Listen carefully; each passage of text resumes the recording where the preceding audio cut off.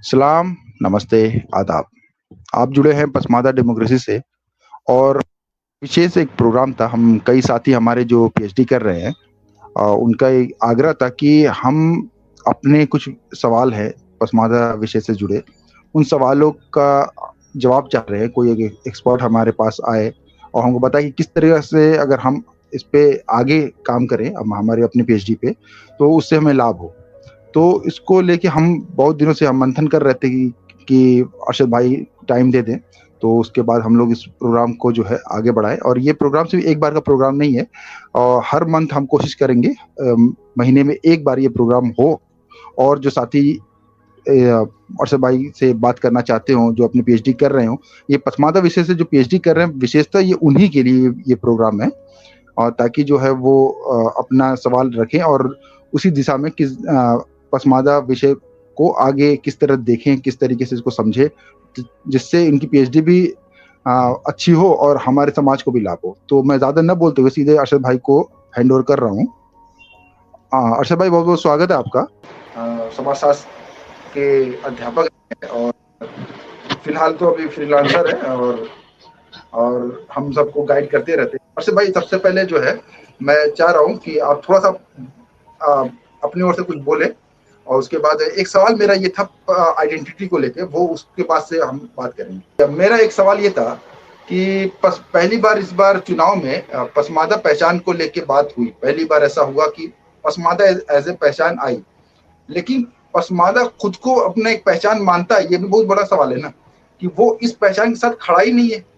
तो जब इस पहचान के साथ वो नहीं खड़ा है तो फिर वो उस पहचान का लाभ कैसे होगा, कैसे वो राजनीतिक लाभ कैसे ले पाएंगे, या फिर ये पसमादा की बात हम लोग कर रहे हैं, लेकिन 85% पसमादा है, हम ये भी कह रहे हैं, लेकिन 85% पसमादा में से कितने प्रतिशत ऐसे जो खुद को कहते हैं कि हम पसमादा है। तो इसको कैसे देखें, क्योंकि फिर पूरी हमारी जो पहचान की राजनीति पूरी इसी पर टिकी हुई है। नहीं, बहुत कम ही लोग अपने आप को सेल्फ आइडेंटिफाई करेंगे पसमानदा के रूप में, ये तो बात है।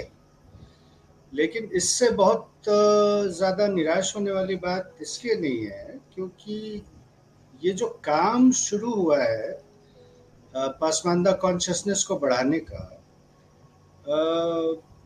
मतलब अगर आप पूरा इतिहास देखें तो it is a relatively modern, very recent phenomena है ना। तो कॉन्शियसनेस उभरने में थोड़ा वक्त तो लगता है और उसमें इम्पेशेंट होने की आवश्यकता नहीं है। धीरे धीरे काम होता रहेगा, कॉन्शियसनेस बढ़ता रहेगा, पर it is a very very slow and gradual process. Number two, मैं चूंकि सीधी बात करता हूँ,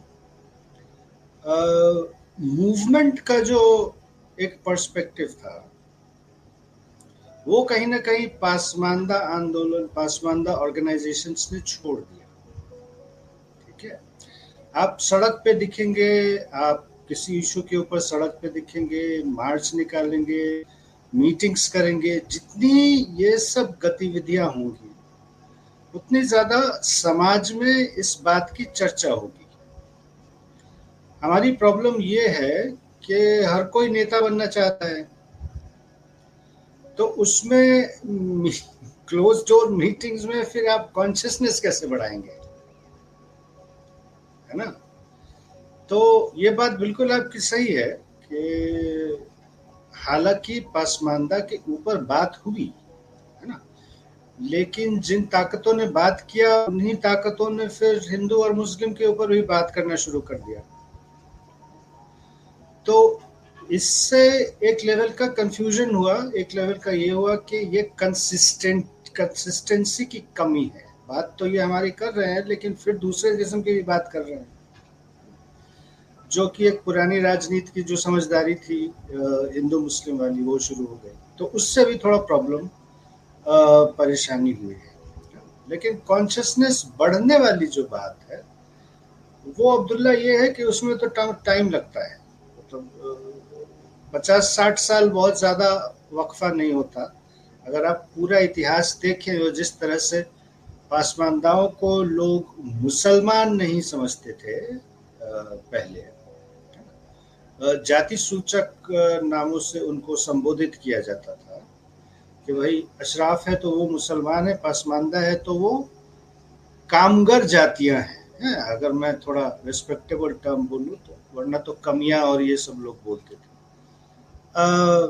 तो वहां से लेकर के अभी तक देखेंगे तो कई सारे संगठन काम कर रहे हैं, which is a very very positive thing. लेकिन हर एक, मतलब ये हर एक तो मैं नहीं बोलूंगा, 40% 30% जो एक क्रिटिकल मास होता है किसी भी समाज में। देखिए सारे दलित कॉन्शियस नहीं है, सारे ट्राइबल्स कॉन्शियस नहीं है, सारे ओबीसी भी कॉन्शियस नहीं है, लेकिन जिस भी समाज में 30-35% क्रिटिकल कॉन्शियसनेस वाले लोग हो जाते हैं तो फिर वो समाज को आगे लेके जाते हैं। तो हमें ये वेट करना पड़ेगा 30-35% कब आए, और मुझे लगता है इसमें अभी समय लगेगा, और बहुत बहुत ज्यादा निराश होने की आवश्यकता नहीं, अप्स एंड डाउन चलते रहते हैं जी। अच्छा, अब मैं सवाल के लिए फैजान जो है उनसे कहूँगा कि आप जो अपना माइक ऑन कर लें और पहले अपना थोड़ा इंट्रोडक्शन दे दें कि आप कहाँ से पीएचडी कर रहे हैं, क्या टॉपिक है, और उसके बाद अपना सवाल जो है आप अर्शद भाई से। मैं इस समय दिल्ली विश्वविद्यालय राजनीतिक विज्ञान विभाग से पीएचडी कर रहा हूं और ये मेरा तीसरा साल है। और जो मेरा उन्वान है, टाइटल है पीएचडी का, वो उत्तर भारत में मुस्लिम पहचान की समझ, उत्तर प्रदेश में देवबंद और बरेलवी परंपरा का तुलनात्मक अध्ययन। तो ये मेरा टाइटल है जो पीएचडी का है। और इसमें मेरे जो सेंट्रल क्वेश्चन है या जो मेरे काम, जो मेरा मेजर थीम है, उसमें ये मुझे देखना है या समझना है कि उत्तर भारत में, खासकर उत्तर प्रदेश में, दो अलग अलग देवबंद और बरेलवी जो मसलक हैं या सेक्ट हैं, वो कैसे मुस्लिम पहचान को बनाने में उनकी क्या भूमिका रहा है, क्या रोल रहा है। या दूसरे शब्दों में ये कहें कि देवबंद और बरेलवी परंपराओं या ट्रेडिशन ने मुस्लिम पहचान को बनाने में क्या भूमिका निभाया है। ये मेरा सेंट्रल थीम है। तो इसी नज़रिए से और इसी पर जो मेरा सेंट्रल क्वेश्चन है, थीम है, तो इस पर मेरा काम जो है देवबंद और बरेलवी को लेकर है। और इसी सिलसिले में मेरे पास 2-3 सवाल हैं अरशद सर से, और मैं उनसे पहले भी मिल चुका हूं, और सर से मिलना हमेशा मेरे लिए बहुत ही, मेरे काम के लिए बहुत ज़रूरी था, या हमेशा उनका मेरा सहयोग रहा है। और उन्होंने मेरे काम में, खासकर मेरा जो चैप्टर है उसमें भी उनका भी एक बहुत बड़ा महत्वपूर्ण योगदान रहा है। तो सर इसमें सवाल है, 2-3 सवाल हैं जो मेजर सवाल है। तो खासकर पहला जो सवाल है वो ये सूफीज़म को लेकर जब हम बातचीत करते हैं, अमूमन ये माना जाता है कि जो देवबंद का फॉर्मेशन था या देवबंद का जो आइडिया था, वो कहीं ना कहीं एंटी सूफीज़म को लेकर अमूमन बातचीत की जाती है।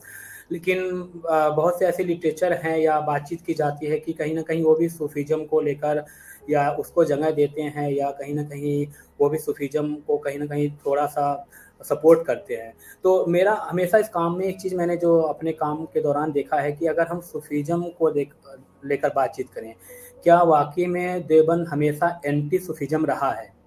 मेरा पहला ये सवाल है कि अगर हम देवबंद के बारे में बातचीत करते हैं, और दूसरी तरफ क्या बरेलवी जो ट्रेडिशन रहा है वो हमेशा सूफीज़म को डिफेंस किया है, या कहीं ना कहीं वो भी सूफीज़म का को क्रिटिक करता है। तो देखो, सूफीज़म और देवबंद का जो रिश्ता है वो थोड़ा कॉम्प्लिकेटेड है। कॉम्प्लिकेटेड इस सेंस में है कि पॉपुलर परसेप्शन में अंडरस्टैंडिंग ये है कि देवबंद इज एंटी सूफीज़म, है ना। लेकिन हम ये जानते हैं कि देवबंद के जो बानी थे और जो कासिम नानोतवी हो गए, इवन अशरफ अली थानवी, जो बड़े बड़े नाम हैं देवबंद के, ये खुद ही सूफीज़म प्रैक्टिस करते थे, किसी सिलसिले से मुंसलिक थे। अब ये मुझे अभी याद नहीं आ रहा किस सिलसिले से ताल्लुक था उनका, लेकिन ये जितने भी बड़े पर्सनालिटीज देवबंद में हुए, तो देवबंद की के अंडरस्टैंडिंग के भीतर अगर हम जाएंगे तो वो सूफिज्म को बुरा नहीं मानते, है? लेकिन सूफिज्म के नाम पे जो उनके हिसाब से बुराइयां आ गई हैं। जैसे वो कहते हैं कि मजार परस्ती। मजार परस्ती का मतलब आप मजार से मत मांगिए। हाँ, आप मजार से मत मांगिए, क्योंकि देने वाला सिर्फ ऊपर वाला है ना। लेकिन वो ये कभी नहीं बोलते कि मजार जाना ही गलत है। देवबंद वाले ये कभी नहीं बोले। तो आप मजार जा सकते हैं, यू पे योर रिस्पेक्ट्स, लेकिन मजार से मांगना इज अ प्रॉब्लम। ठीक है ना। तो देवबंद जो है वो एंटी सूफी नहीं है, थोड़ा रिफॉर्मिस्ट जरूर है। अब मजार पे कुछ और चीजें होती है भाई, आप धागा बांधते हैं, कुछ लोग मन्नत मांगते हैं, कुछ लोग उसका तवाफ करते हैं, है ना। उनको इन चीजों से प्रॉब्लम है। जो रिचुअल्स मजार पे होती उन चीजों से प्रॉब्लम, ना कि principally Sufism as a philosophical system से प्रॉब्लम। ठीक है ना।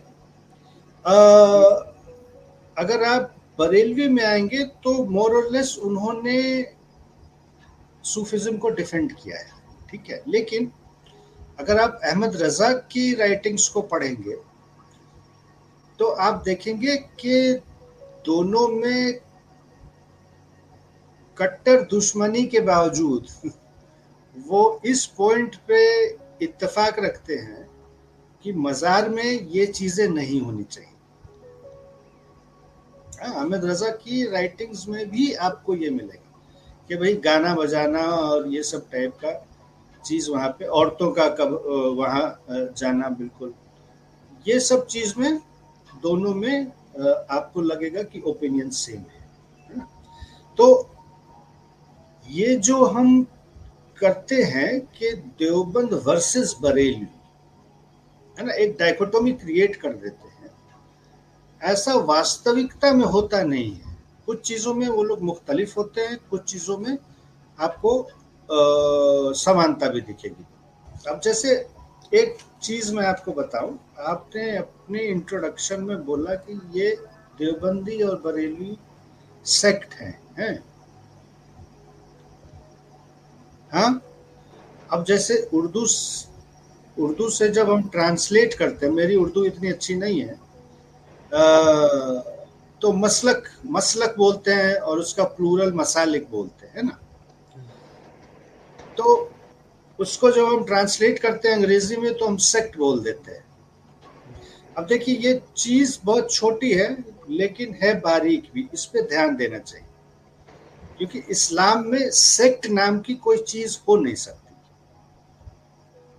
है ना, क्योंकि इस्लाम का कोई एक सेंटर नहीं है। क्रिश्चियनिटी में सेंटर है, कैथोलिक चर्च जो है वो सेंटर है, उससे जो लोग भी डिविएट किए वो सेक्ट कहलाए, और वो ओरिएंटेशन सेक्टेरियन कहलाए। लेकिन हमारे इस्लाम के पास कोई पोप नहीं है ना, कोई सेंट्रल अथॉरिटी नहीं है ना, तो कहां से आप डिविएट कर रहे हैं। इसीलिए हमारे यहाँ अलग अलग मजहब है, अलग अलग मसालिक है, ये सब इंटरप्रिटेशन से बनी हुई कम्युनिटीज हैं, ऐसे देखना चाहिए। They are interpretative communities rather than sects. अब पीएचडी में अक्सर क्या होता है कि शब्दों पे थोड़ा ध्यान देने की आवश्यकता होती है। जो टर्म्स हम यूज कर रहे हैं उसका एक खास कॉन्टेक्स्ट में मतलब होता है ना। तो क्रिश्चियनिटी के कॉन्टेक्स्ट में सेक्ट का तो मतलब है, लेकिन इस्लाम के कॉन्टेक्स्ट में सेक्ट का कोई मतलब नहीं। इसीलिए हमें इस शब्द को यूज ही नहीं करना चाहिए। मैं चाहता हूँ दूसरा सवाल जो है वो अजीम भाई पूछ लें। जी अजीम भाई, मैं चाह रहा हूँ थोड़ा सा अपना इंट्रोडक्शन दे लें ताकि हम सब जान जाएं अपने पीएचडी का टॉपिक और कहाँ से आप हैं, कहाँ से पीएचडी कर रहे हैं।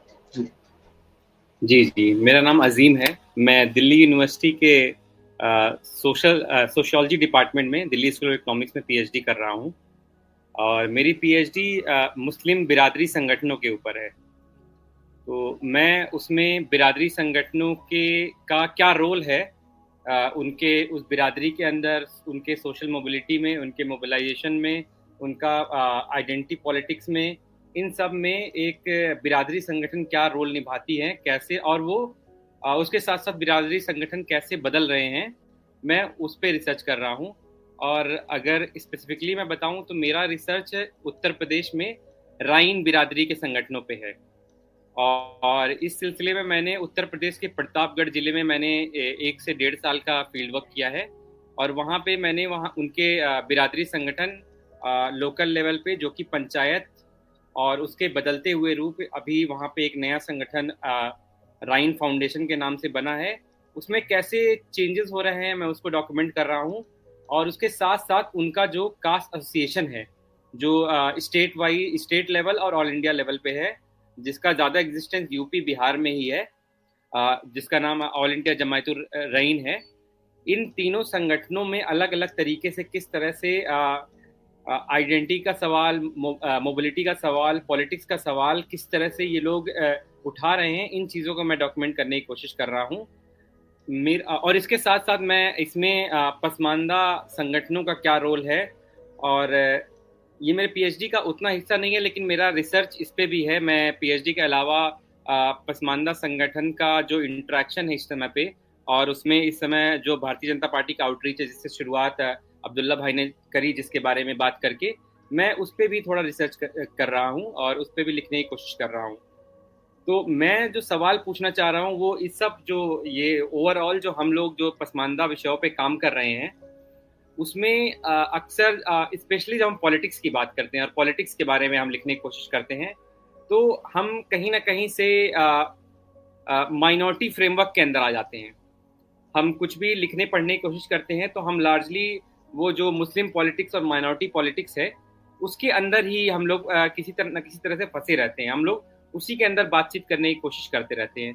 तो मैं इस बारे में कुछ दिनों से सोच रहा हूँ और मैं आपसे भी यही पूछना चाहता हूँ कि हम ये क्या हम इस माइनॉरिटी पॉलिटिक्स के बियॉन्ड जा सकते हैं, और हम ये किस तरह से कर सकते हैं। मुझे पता है ये आसान नहीं है, क्योंकि वो एक इस्टेब्लिश डोमिनेंट फ्रेमवर्क है जिससे हम मुस्लिम पॉलिटिक्स और इस्लाम को देखते रहे हैं। तो हम इससे कैसे थोड़ा अलग इतर होके कैसे माइनॉरिटी पॉलिटिक्स से आगे बढ़ सकते हैं कुछ तरीके से, मैं इस पे आपके थोड़ा राय जानना चाहता हूँ। काफी सोचना पड़ेगा इसमें कि कैसे इससे बाहर निकला जाए, क्योंकि डोमिनेंट पैराडाइम जो है वो वही है कि हिंदुओं के बरक्स मुसलमान कैसे हैं, है ना। हालांकि कंपैरिजन का आधार क्या है, यही समझना सबसे, मतलब मैं ये कहता हूं कि आप कंपैरिजन कर ही क्यों रहे हो, है ना। जैसे सच्चर कमेटी ने भी ये कहा, तो तब भी मेरा ये सवाल था कि how can you compare Hindus with Muslim. भाई आपने 80-100 साल तक अंग्रेजी एजुकेशन को बॉयकॉट किया है ना, तो आप पीछे रहेंगे, है ना। दूसरा, एज अ मुस्लिम जो डिस्क्रिमिनेशन का लॉजिक है, ये देखिए 2 लेवल्स पे बातें होती हैं मुसलमानों के संदर्भ में। एक तो जो आप बोल रहे हैं minority, with in the minority framework बात होती है। हमें जो बात करनी है वो इंट्रा कम्युनिटी लेवल पे बात करनी है। एक तो इंटर कम्युनिटी लेवल हुआ, एक हमें जो बात करनी है वो इंट्रा कम्युनिटी लेवल पे बात करनी है कि मुस्लिम समाज के भीतर की जो स्ट्रैटिफिकेशन है उस पे बात करनी है। मुस्लिम समाज के भीतर की जो हायरार्की है, जो डिस्क्रिमिनेशन है, परसीव्ड हो या रियल हो, जो भी हो, मुस्लिम समाज में औरतों की क्या स्थिति है। तो अगर हम मुद्दे इस तरह से उठाएंगे इंट्रा कम्युनिटी लेवल पे, और यार ये समाज बहुत बड़ा है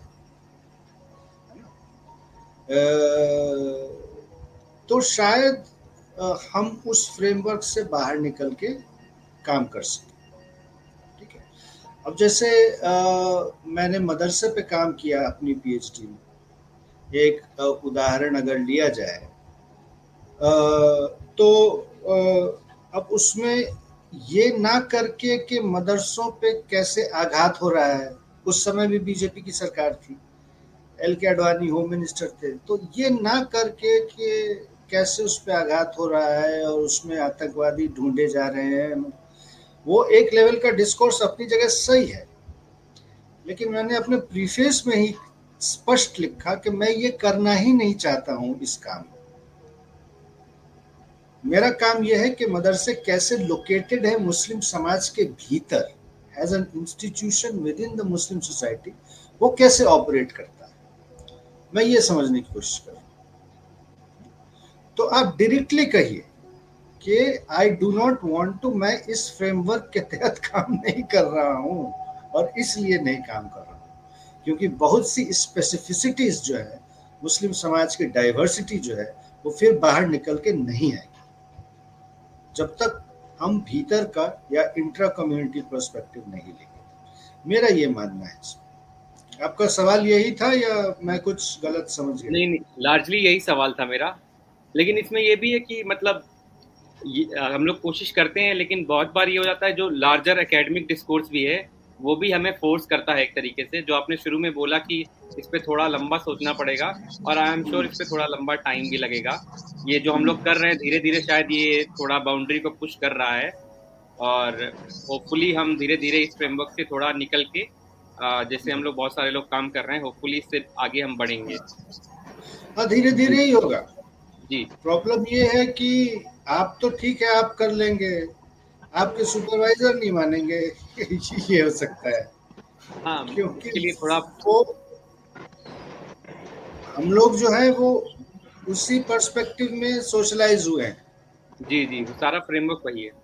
हाँ, तो इसलिए आप जैसे नौजवान जितना काम करेंगे तो हम लोगों को भी एक नए ढंग से सोचने का मौका मिलेगा उसमें। जी। अच्छा, अब मैं चाह रहा हूँ कहकशा जी आप अपना सवाल कर लेते। आप सबको मेरा सलाम। अब्दुल्ला जी, मैं थोड़ा रास्ते में हूँ, बाहर हूँ, तो इसलिए मैंने आपसे कहा था थोड़ी मुश्किल होगी, पर मैंने कोशिश की कि ज्वाइन कर लें, तो चलिए अब इसलिए अपना थोड़ा इंट्रोडक्शन दे दें, क्या किस टॉपिक से आप पीएचडी कर रही हैं, कर चुकी हैं, और जी क्या जी। थोड़ा बता दीजिए। मेरा नाम कहकशा है और मैं मूलतः वैसे तो बनारस की हूँ, गाजीपुर की, और मेरी परवरिश जो है दिल्ली में हुई है। अभी हाल में ही मैंने पीएचडी जमा की है दिल्ली विश्वविद्यालय से, और मेरा जो विषय था वो था हिंदी उपन्यासों में पसमानदा मुसलमान। तो जो हिंदी के उपन्यास हैं, जो लिटरेचर है, उस पे मेरा काम था। तो मैंने उसमें से कुछ उपन्यास चुन के निकाले थे जिसमें पसमानदा जीवन है या परिवार है, जो समस्याएं हैं उसके ऊपर मैं बात करूं। हालांकि ये चीज थी कि दिल्ली विश्वविद्यालय हिंदी विभाग में कि ये आपका काम नहीं है, ये समाजशास्त्रीय अध्ययन है, तो ये सब चीजें लेके भी थोड़ी दिक्कत आई। पर फिर भी कोशिश करने के बाद, बहुत मुश्किलों के बाद वो अग्री हुए सुपरवाइजर, और मेरा काम जो इस पे हामी भर दी। तो जो मेरा काम था वो मूलतः तो उपन्यासों को लेकर था, और जो उसमें किस तरीके से लिटरेचर में या हिंदी साहित्य के जो जो इतिहास है या जो उसका कुछ भी लिटरेचर है, कथा साहित्य है, उसमें किस तरीके से पसमानदा को चित्रित किया गया है, इस चीज को लेके मेरा काम था, जिसमें अब्दुल बिस्मिल्लाह के कुछ एक उपन्यास लेके मैंने काम किया था। और क्या कहते हैं, जो हाँ, और बाकी उसमें चैप्टर्स थे तो मैंने उसका फील्ड वर्क किया था, क्योंकि मुझे इतना ज़्यादा मटेरियल नहीं मिल पा रहा था और मुझे यथार्थ से भी चीज़ों को जोड़ना था। तो इसलिए मैंने उत्तर प्रदेश में मऊ में ही जाके इस पे 2 महीने लगभग साक्षात्कार लिए थे, कई परिवारों से, कई जातियों से, और कई तरह की समस्याएं जो थी चित्रित की, उसको बताया। तो हाल ही में मेरा अभी अवार्ड हुआ है पीएचडी। और मेरा सवाल सर से एक सिर्फ इतना ही था कि जैसे जब मैं रिसर्च कर रही थी, चुन तो लिया था मैंने विषय, क्योंकि विश्वविद्यालय में, दिल्ली विश्वविद्यालय में, मुझे जब मैंने खोजा कि इस पे कभी कोई काम हुआ इस तरीके से या पसमानदा पे खास तौर से, तो मुझे कुछ ऐसा मिला नहीं कि मैं उस पे लेके आधार करके या बहुत प्योर तरीके से या शुद्ध तरीके से साहित्य, जैसे दलित साहित्य है तो उसमें बहुत सारा मटेरियल है और बिल्कुल टू द पॉइंट बात की गई है, या उसकी जो समस्याएं हैं या जो उसका जो विचार है, विचारधारा है, तो ये सब जिस जैसी चीजें थी उसमें, तो हमारे जो पसमानदा लिटरेचर में इन सब चीजों की कमी है, मुझे लगता है। तो मेरा ये प्रश्न था कि जैसे अब मैंने ठीक है, हमारा विषय ही ऐसा है या हमारा फील्ड वर्क करना है या फिर हमारा काम है कि हम खोज खोज के काम चीज़ों को निकालें, तो जो मुझे महसूस हुई कमी वो कि जो हमारा साहित्य है, पसमानदा का साहित्य है, वो बहुत बहुत ही कम है। मतलब मुझे नहीं लगता कि ऐसा कोई केंद्र, जैसे मैं एग्जाम्पल दिया कि दलित साहित्य है तो उस पे बहुत सारे आपको चीजें, विद्वान और विचारधारा और बहुत सारी किताबें आपको ऐसे शामिल मिलेंगी और पत्रिका मिलेंगी। तो ये खामी मुझे खली कि पसमानदा समाज में ये सब चीजें नहीं है। तो मैं सर से बस इतना ही चाहूंगी कि हम इसको किस तरीके से और बेहतर कर सकते हैं, या फिर जो आगे भविष्य में लोग काम करना चाहते हैं इस पे, तो जिस मुश्किलों का सामना मैंने किया है उस तरीके से चीजें थोड़ी घटे। जी जी जी जी। जी सर। नहीं, देखिए, लिखना पड़ेगा लोगों को। लार्जर जो प्रॉब्लम है वो रिप्रेजेंटेशन का प्रॉब्लम है ना ये। हम्म। तो हमारे ऊपर भी लोग नहीं लिखते, है ना, और हम बहुत सदियों से इस लायक भी नहीं रहे कि हम खुद अपने बारे में लिख पाए। तो इसलिए मटेरियल की कमी तो एक एक नेचुरल सी बात है ना। इसलिए मैं बोलता हूँ, और कई जगह मैंने ये बोला भी है कि पसमानदा जो विमर्श है, मतलब इसको राजनीति तक संकुचित करना अपने आप में एक डिफीटिंग चीज है। आपको सारे फील्ड में काम करना पड़ेगा। आप साहित्य से हैं, मेरा तो साहित्य में बहुत ज़्यादा दखल नहीं है, लेकिन लोगों को अपनी जीवनी लिखने में बहुत ज़्यादा मुश्किल नहीं आती, जो ऑटोबायोग्राफिकल काम होते हैं, क्योंकि सबके एक्सपीरियंसेस अलग अलग हैं। साउथ इंडिया का पसमानदा है, नॉर्थ ईस्ट का पसमानदा है, इनकी एक्सपीरियंसेस अलग अलग हैं। तो अगर आप उपन्यास नहीं भी लिख रहे हैं तो अपनी ही जीवनी को डॉक्यूमेंट कीजिए, वही फर्स्ट स्टेज होगा, जिसके बाद फिर आप थियराइजेशन वगैरह करना। तो वो भी इन चीजों पे बात होनी चाहिए। जब भी हम पसमानदा विमर्श की बात करते हैं तो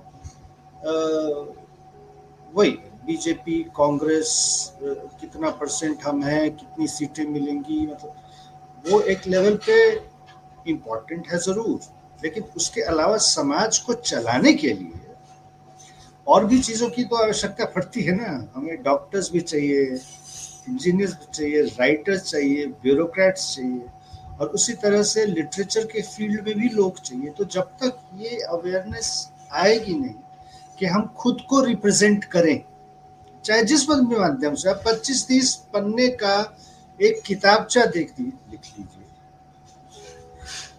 वही इंपॉर्टेंट कंट्रीब्यूशन हो जाएगा। तो हम आप मतलब जितने भी लोगों से मिलते हैं, अब जैसे अब्दुल्ला बताएंगे आपको ज्यादा, एक भाई साहब है, वो पसमानदा पहल बोल के मैगजीन निकालते हैं, ज़ईफ है, लेकिन अब उनका जो एक्सपीरियंस है वो बहुत रिच होगा, क्या क्या दुश्वारियां आई उनको, क्या क्या दिक्कतें आई, हम उनके बारे में कुछ नहीं जानते, उनकी एक्सपीरियंसेस के बारे में कुछ नहीं जानते, जबकि उनको खुद के बारे में लिखना चाहिए और उसको शाया करनी चाहिए। तो इसी तरह से धीरे धीरे फिर एक हमारा बैंक बनेगा, डॉक्यूमेंटेशन बढ़ेगा, फिर उसके बाद जो सेकेंड ऑर्डर कंस्ट्रक्शंस होते हैं या जो थियराइजेशंस होते हैं, उसके बाद ही तो हो पाएगा। अभी तो रॉ मटेरियल ही प्रोड्यूस करना बाकी है हम लोग। मैं तो यही कहूँगा, ऐसे ही देखता हूँ। अच्छा, मैं एक बात जोड़ना चाह रहा हूँ कि इकबाल भाई ने अपने आर्टिकलों को लेके एक किताब अभी शाया की, मुझ तक आई नहीं है, आ जाएगी, तो मैं देखता हूँ, शायद अपने बारे में भी उन्होंने लिखा ही होगा उसमें। तो उन्होंने एक छोटी सी किताब बनाई है, तो वो आ जाएगी। अच्छा, और किताबचा जैसे आप बोल रहे थे, तो अर्शद भाई मैंने भी कोशिश की है, और अगले महीने इंशाल्लाह आ जाएगी मेरी भी, वो बस इंट्रोडक्शन के लिए शॉर्ट हिस्ट्री के रूप में, कि एक जो है 35-40 पन्नों की एक किताब में मैंने कर दिया। 30 रुपये दाम रखने की सोचा, 30-35 रुपये, ताकि सभी तक वो पहुंचे। सही है। हाँ, ये काम अभी कर रहे हैं हम लोग। अच्छा, अब मैं जाहिद भाई, अगर मेरी आवाज सुन रहे हो तो अपना कैमरा ऑन कर लें। जाहिद जी जी जी अपने बारे में थोड़ा बताएं और अपना सवाल सर से पूछें। जी अस्सलाम वालेकुम, मेरा नाम जाहिद है और मैं इधर मऊ ज़िला में एक टाउन है वलीदपुर, वहाँ से बिलोंग करता हूँ। और कैमरा अपना एक जगह स्टेबल कर रहे हैं। हाँ ठीक है, अब बोले आप बोले। ठीक। मेरी पीएचडी मौलाना आज़ाद नेशनल यूनिवर्सिटी हैदराबाद से अभी दूसरा साल स्टार्ट हुआ है हमारा, और अभी इब्तदाई मरहले में हूँ मैं। फ़िलहाल जो टॉपिक मैंने सेलेक्ट किया हुआ है वो है माइनॉरिटी इंस्टीट्यूशन में बैकवर्ड मुसलमानों का जो रिप्रेजेंटेशन है उसके ऊपर है। तो मैं वैसे तो हूँ पॉलिटिकल साइंस का स्टूडेंट, लेकिन मैं इलेक्टोरल पॉलिटिक्स पे नहीं बल्कि इंस्टीट्यूशनल जो पॉलिटिक्स होती है, माइक्रो लेवल पे जो पॉलिटिक्स होती है, उसको ध्यान में रखते हुए ये टॉपिक का इंतखाब किया मैंने। तो काम का जो मैंने यही सोचा हुआ है कि मुसलमान हमारे यहाँ आजमगढ़ में मौलाना शिबली नोमानी इंटर कॉलेज है, वहाँ पे मुसलमानों ओबीसी की नुमाइंदगी बिल्कुल सिफर के बराबर है। हमारे मोहम्मदाबाद गोना में भी एक माइनॉरिटी इंस्टीट्यूशन है, वहाँ पे भी ये जो रस्साकसी जो है और ये तबकाती कसमकस जो है काफ़ी ज़ोरों पर है। और कई एक मुसन्निफीन ने, मुहक्किकीन ने अलीगढ़ मुस्लिम यूनिवर्सिटी को टारगेट नहीं करके उसको मौजू बना करके मजमून लिखा था, जहाँ से मुझे ये आइडिया आया कि इस मौजू पर लिखने की ज़रूरत है कि माइनॉरिटी इंस्टीट्यूशन में जहाँ पे राइट टू एजुकेशन और राइट टू इंफॉर्मेशन लागू नहीं होता है और वहाँ पे अशराफिया तबके को खुल करके खेलने का मौका मिल रहा है, तो वहाँ पे ओबीसी मुसलमानों की नुमाइंदगी किस तरह मुतासिर होती है, इसके ऊपर बात किया जाए।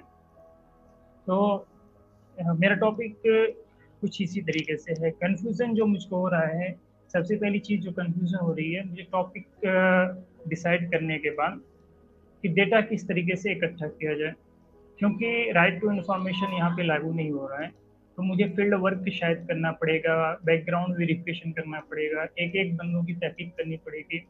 तो डेटा जो कलेक्ट करना है वहाँ पे मुझे दिक्कतें ज़्यादा हो रही हैं, और ये दिक्कत सिर्फ मेरे साथ भी नहीं है बल्कि जितने भी लिटरेचर ओबीसी के ऊपर, ओबीसी मुसलमानों के ऊपर या फिर मतलब ये पसमानदा मुसलमानों के ऊपर जो भी लिटरेचर तैयार हो रहा है, वहाँ पे एक चीज़ की जो कमी महसूस होती है वो है डेटा की। रॉ डेटा जो है अवेलेबल नहीं होता है। सचर कमेटी की रिपोर्ट में भी सबसे ज़्यादा जो कमी महसूस की गई है वो डेटा ही की अनअवेलेबिलिटी है, और इसकी वजह से उसने रिकमेंड किया है कि डेटा बैंक जो है तैयार किया जाए, ताकि जो अलग अलग तबकात हैं उनके जो हालात हैं अच्छे तौर पर, खुले तौर पर, ट्रांसपेरेंट तरीके से लोगों के सामने आ सकें। तो सबसे बड़ा जो कन्फ्यूज़न आ जाए मुझे वो डेटा को लेकर के है। दूसरा कन्फ्यूज़न ये है कि मैं जो काम करने जा रहा हूँ ये इलेक्टोरल नहीं है, बल्कि ये है एक तरीके से कल्चरल लेवल का, एक तरीके से जो है सोशल मोबिलिटी का जो इशू है कि कैसे सोसाइटी को ट्रांसफॉर्म किया जाए, इस चीज़ को लेकर के है। जैसे मैं देख रहा हूँ कि हमारे जैसे मौलाना लोग जो काफ़ी मतलब एक ही तालीम हासिल करने के बाद जब गांव में आते हैं, लोगों को लीड करते हैं, समाज को लीड करते हैं, उनको ये तक नहीं पता होता है कि मोमिन कॉन्फ्रेंस जैसी एक इंटरनेशनल तंजीम थी जो मुसलमानों की और ख़ास तौर पर पसमानदा तबकात की नुमाइंदगी कर रही थी, जो मुस्लिम लीग के मुकाबले में खड़ी हुई थी और जिसका इतिहास जो है काफ़ी शानदार रहा है। लोगों को नहीं पता होता, पढ़े लिखे लोगों को भी नहीं पता होता है। चलो नहीं पता है वो तो एक चीज़ है, लेकिन ये इनके नाम पर कोई इदारे तक कायम नहीं है।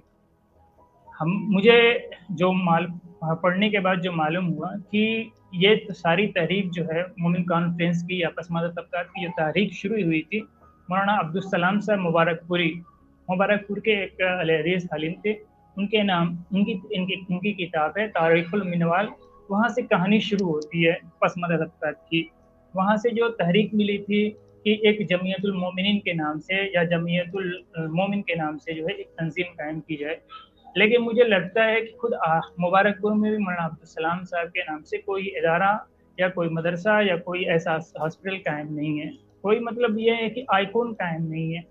या फिर जैसे मौलाना अब्दुल कय्यूम अंसारी साहब हैं, उनके नाम से भी हमारे यहाँ, या आसिम बिहारी साहब हैं, उनके नाम से भी कोई इदारा कायम नहीं है कि नई नस्ल को जो है पहचान मिल सके कि हम भी मुजाहिदे आज़ादी रह चुके हैं, हमारा भी एक वक़ार जो है इतिहास के अंदर है।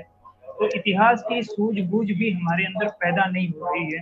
तो सबसे बड़ी चीज़ जो मुझे लगता है कि कल्चरल जो है ट्रांसफॉर्मेशन या कल्चरल जो इनकलाब लाने की ज़रूरत है, और मैं उसकी सिमत में काम करने की तालीम से जो है उस काम को आगाज़ करने की कोशिश करना चाह रहा हूँ। तो मुझे अभी कंफ्यूजन यहाँ पे ये है कि मेरा काम जो होगा वो बैकवर्ड मुस्लिम के ऊपर होगा या फिर मतलब ये कि कल्चर के ऊपर होगा, कुछ इस तरीके से कंफ्यूजन है कि किस दिशा में मैं जाऊँगा।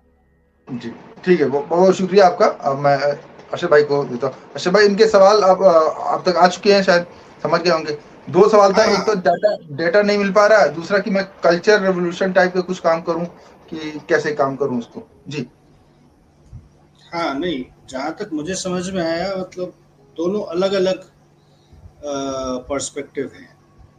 एक तो इन्होंने समाज बदलने की बात की और जिसमें इनको दुश्वारी आ रही है कि लोगों को ये पता ही नहीं है कि भाई मोमिन कॉन्फ्रेंस जैसे संगठन थी, उन्होंने क्या किया, आज़ादी की तहरीक में क्या कंट्रीब्यूशन है, या अब्दुल कय्यूम अंसारी कौन है या कौन थे। तो इसके लिए तो जागरूकता बढ़ाने के लिए वही जैसे लेनिन नबी लिख रहे हैं किताबचा, एक इंट्रोडक्टरी टेक्स्ट 20-25 पन्नों की, इसको इंट्रोड्यूस करते हुए हिंदी में, उर्दू में, लोकल लाइब्रेरीज में हम रखवा सकते हैं। तो कई इस तरह के काम हो सकते हैं जिसके थ्रू लोगों में ये बातें जाएं।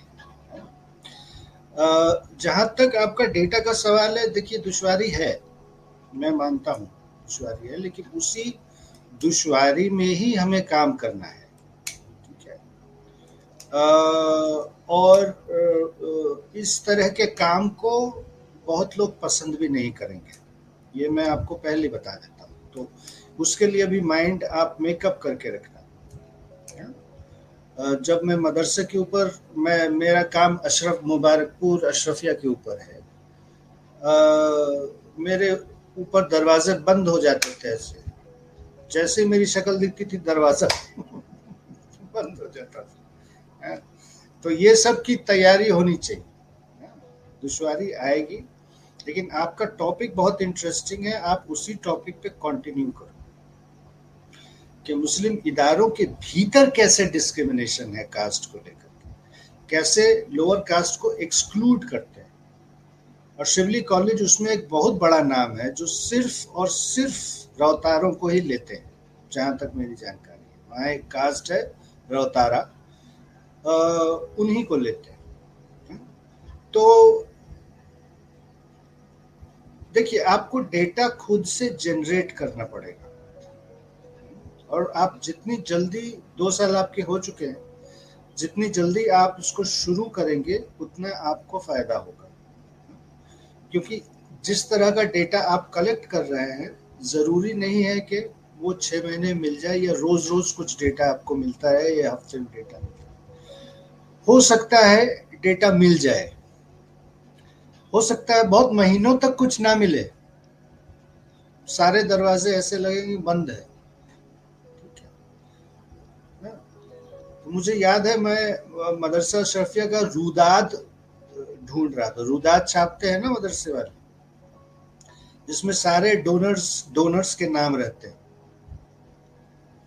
तो कोई कोऑपरेशन तो था नहीं, लेकिन फिर भी मुझे रूदाद मिली, क्योंकि किसी तीसरे बंदे ने मदरसे के ऊपर केस किया हुआ था, उसने कोर्ट में रूदाद भी लगाए थे एज डॉक्यूमेंट।